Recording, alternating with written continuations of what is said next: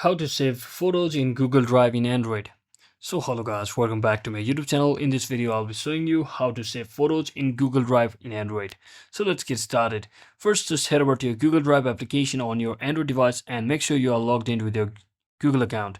And as you can see, I'm currently logged in with my account, and I've also already added or uploaded some of the photos. Now to simply upload or save any photos in Google Drive, you just have to click on this plus button over here, which is a big icon that is a plus. And you can also actually create a folder as well if you want to add a photo in that particular folder. So let's say photos, my photos. I'll simply give my folder a name just like this, and I'll simply open my folder, and I will like to upload my photo or save my photo inside this folder. So I'll just tap on this plus icon again and just click on upload, and it should open up all of my photos inside of galleries. From the files menu, you can also head over to gallery section and automatically choose any of the photos that you would like to upload.